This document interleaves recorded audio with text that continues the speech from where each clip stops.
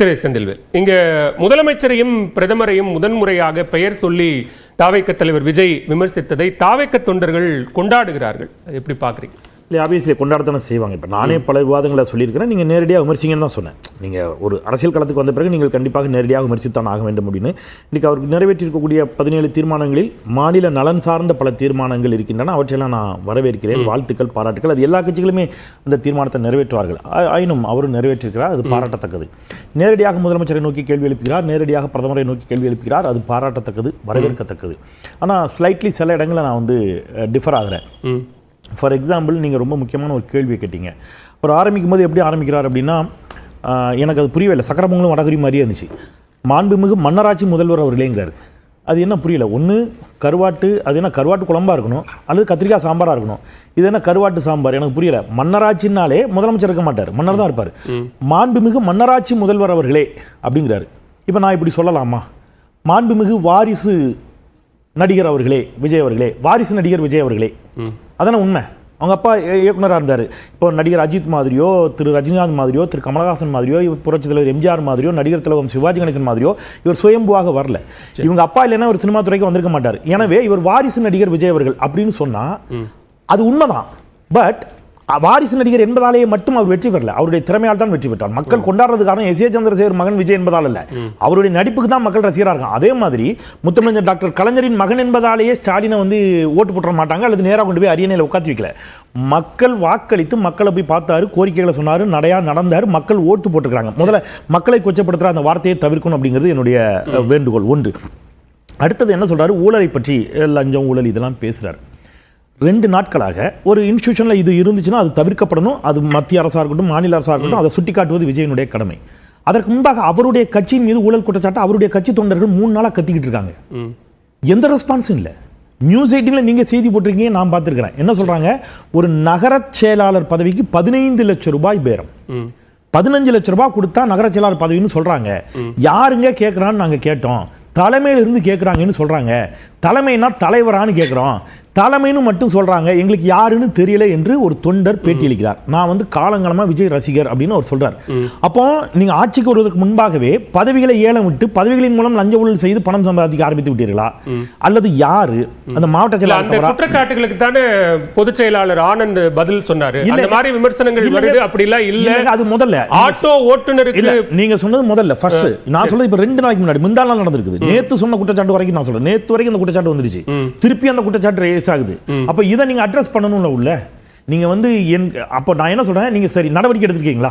ஒரு பெரும் கூட்டம், ஒருத்தர் சொல்லல, ஒரு 20-30 நிர்வாகிகள் நின்னு சொல்றாங்க எங்க எல்லாருக்கிட்டையும் பணம் கேட்டாங்கன்னு. கேட்டவர் மீது இந்த கட்சி நடவடிக்கை எடுத்திருக்குதா? உங்கள் சொந்த கட்சி நிர்வாகிகள் மீது நடவடிக்கை எடுத்து விட்டீர்களா? இல்ல. அப்புறம் இன்னொன்னு சொல்றாரு, நான் வந்து என் மக்களை பார்ப்பதற்கு எனக்கு அனுமதி மறுக்கிறீர்கள் அப்படின்னு சொல்றாரு. நான் ஒரு வாதத்தை கேட்கிறேன். அது உண்மைன்னு வைத்துக் கொண்டால் கூட, நீங்க வந்து இந்த சென்னை புயல் மழை வந்துச்சு இல்லையா? அப்ப நீங்க பாதிக்கப்பட்டவர்களை பரந்தூருக்கு அழைத்து அவர்களுக்கு நிவாரண நிதி உதவி கொடுத்தீர்கள். சரி, அன்னைக்கு அரசு உங்களை போண்டான்னு சொல்லிச்சா பாதிக்கப்பட்ட இடத்துக்கு? அப்படி ஏதாவது தரவு இருக்கா? நீங்க அனுமதி கேட்டீங்களா? கேட்டு தான் அவங்க வந்து அரசு மறுத்தாங்களா? நீங்க எதுக்கு பரந்தூருக்கு கூப்பிட்டு வந்தீங்க? அன்னைக்கு நீங்க நேரில் களத்துக்கு போயிருக்கலாமே. அரசு எந்த தடையும் போடல. அன்னைக்கு சரி, அதை கூட விட்டுருக்கங்க. ரொம்ப சிம்பிளா கேட்கிறேன். பாஜகவாக இருக்கட்டும், அதிமுக இருக்கட்டும், திமுக இருக்கட்டும், கம்யூனிஸ்டா இருக்கட்டும், விசிகா இருக்கட்டும், காங்கிரஸா இருக்கட்டும், எல்லாரும் இருக்கட்டும், அவர்கள் கொண்டாடக்கூடிய தலைவர்களுக்கு மாலை அணிவிப்பார்கள். எங்க வருவாங்க? பொது இடங்களுக்கு வந்து மாலை அணிவிப்பார்கள். பெரியார் திடலுக்கு போவாங்க, காமராஜர் சிலைக்கு மாலை அணிப்பாங்க, காந்தி மண்டபத்துக்கு போவாங்க, பசும்பொன்னையா சிலைக்கு மாலை அணிப்பாங்க. இதெல்லாம் நடக்கும்ல. நீங்க உங்க எல்லா தலைவர்கள் சிலையும் வீட்டில் கொண்டு வந்து வச்சுட்டு வீட்டிலேயே போட்டோ போட்டு மாலை மாட்டுறீங்களே, அதுக்கு கூட வர மாட்டீங்களா? நீங்கள் உங்கள் கொள்கை வழிகாட்டியாக ஏற்றுக்கொண்ட தலைவர்களுக்கு காமராஜருக்கு ரோட்டுக்கு வந்து மாலை போடலாம்ல. அன்னைக்கு எந்த அரசியல் கட்சியாவது அரசியல் கட்சி தடுக்க போதா? அரசு தடுக்க போதா? இல்ல, நாங்க மட்டும்தான் போய் காமராஜருக்கு மாலை போடுவோம். நாங்க மட்டும்தான். ஒரு அரசியல் கட்சி தலைவருக்கும் ஒரு பிலிம் செலிபிரிட்டியா, ஒரு உச்ச நடிகராக இருக்கிறார், அவர் அரசியலுக்கு வந்திருக்கிறார். ஒரு பொது இடத்துக்கு வரும்போது மக்கள் திரள் அங்க கூடும். அதில் இருக்கக்கூடிய நடைமுறை சிக்கல்கள் அப்படிங்கிற அடிப்படையில் அதை புரிஞ்சு அரசு அப்படி சொல்லவில்லை. அனுமதி மறுச்சான்னு கேட்கிறேன். அப்படின்னா நீங்க எலெக்ஷனுக்கு வரக்கூடாது. இப்ப எலெக்ஷன் நேரத்தில் பிரச்சாரத்துக்கு வருவீங்களா இல்லையா? கூட்டம் கூடத்தானே சார் செய்யும். சார், இது செலிபிரிட்டி வந்தா கூட்டம் கூடும். வடிவேலு வந்தார் கூட்டம் கூடுச்சு. கமலஹாசன் போயின்ற பொழுது கூட்டம் கூடும். ரஜினி ஆஃப்கோர்ஸ் யார் போனாலும் கூட்டம் கூடும். நீங்க MS தோனிக்கும் ஒரு பெரிய ரசிகர் பட்டாளம் இருக்குது. அது அப்ப நீங்க பொது வாழ்க்கைக்கு வரக்கூடாது இல்ல? அப்படி இல்லை, நீங்க பொது வாழ்க்கைக்கு வந்துட்டீங்க, மக்கள் கூடுவார்கள், நீங்க மக்களுக்காக தான் வர்றீங்க. நான் என்ன சொல்றேன், உங்களால் மாலை அணிவிக்க கூட முடியல அப்படிங்கிற கேள்வி இயல்பாகவே எழுகிறது. அப்புறம் இன்னொரு இடம் சொல்றாரு, மாண்புமிகு பிரதமர் அவர்களே, தமிழ்நாடு பல பேருக்கு தண்ணி காட்டி இருக்குது ஆமா அப்படின்னு சொல்றாரு. தமிழ்நாடுனா யாரு? ம். இதுக்கு முன்னாடி யாருக்கெல்லாம் தண்ணி காட்டுச்சு? யாரு தண்ணி காட்டினாங்க? தமிழ்நாடுனா யார் சார் அப்படின்னு ஒண்ணு இருக்குல்ல. இங்க தண்ணி காட்டினது யாரு? அவருடைய கொள்கை தலைவர் பெரியார். அவர் பெரியார் தண்ணி காட்டினாரு, பெருஞ்சர் அண்ணா தண்ணி காட்டினாரு, பெருந்தலைவர் காமராஜர் தண்ணி காட்டினாரு, முத்தமிழ் டாக்டர் கலைஞர் தண்ணி காட்டினாரு, இப்போ நம்முடைய முதலமைச்சர் தண்ணி காட்டிட்டு இருக்காரு. நீங்க அதானே நீங்க யார் இப்ப தண்ணி காட்டுறாங்கன்னா அப்ப நீங்க ஒரு பக்கம் பாசிட்டிவா நீங்க சேம் சைடு கோல் அடிக்கிறீங்க. தமிழ்நாடு தண்ணி காட்டுச்சுன்னா யாரு தண்ணி காட்டினது? அப்ப நீங்க யாரோ நீங்க ஒன்னு எல்லா தலைவர்களுக்கும் உரை எழுதி கொடுக்கலாம், தப்பு இல்லை. அதுல நான் ஒரு குறைபாடா சொல்லல. ஒரு தலைவர்களுக்கு உரை தயாரித்து கொடுத்தவர்களாவது அடுத்த முறை இதெல்லாம் நினைச்சீங்க கரெக்ட் பண்ணுங்க அப்படிங்கறதா என்னுடைய வேண்டுகோள். மற்றபடி அவர் கொடுத்த தீர்மானங்கள் நேரடியாக களத்தை பத்தி விவாதித்தது விமர்சித்தாலும் நான் வரைக்கிறேன். ஒரு லாஸ்ட் ஒண்ணா சொல்லிடுறேன். களம் அப்படிங்கிறது தாவேகா வெர்சஸ் திமுக அப்படிங்கிறார். அது அப்படி இருக்கிறதா எனக்கு தெரியல. நீங்க அதுக்கு எந்த ப்ரூவன் ரெக்கார்டு நம்ம கிட்ட இல்ல. நீங்க ஏதேனும் ஒரு 2 தேர்தலை போட்டிட்டு அப்படி பண்ணிருந்தீங்கன்னா ஓகே. சார் சொன்னதுலயும் நான் ஸ்லைட்லி டிஃபர் ஆகுறேன். என்டிஏ வெர்சஸ் நீங்க இந்தியா அலையன்ஸ்னு சொன்னாரு. என்டிஏ அலையன்ஸ் அந்த அன்டெஸ்டட் அப்படிங்கிறதுக்கும் அவங்க சொல்றாங்க. இதுக்கு முன்னாடி முதல் முறையாக அரசியலுக்கு தேர்தல் களத்தை சந்தித்து தேர்தலில் போட்டியிட்டு வெற்றி பெற்றவர்கள் எல்லாமே அன்டெஸ்டட் தானே. அதுக்கு பிறகுதானே ப்ரூவ் பண்ணாங்க. அப்படித்தான் நாங்களும் பண்ணுவோம்னு சொல்றாங்க. தப்பு இல்லை சார். 2 விதமா எடுத்துக்கலாம். புரட்சித் தலைவர் எம்ஜிஆர் இடைத்தேர்தலில் வென்றார், அடுத்து வந்த சட்டப்பேரவை தேர்தலில் வென்றார். ரைட். நடிகர் தலைவர் சிவாஜி கணேசன் தோல்வியும் அடைந்தார். திரு பாக்யராஜ் தோல்வியும் அடைந்தார். திரு கமலஹாசன் அவர்கள் பெரிய வெற்றி பெற முடியாமல் போனார். திரு விஜயகாந்த் அவர்கள் ஆட்சி பிடிக்க முடியாமல் போனார்.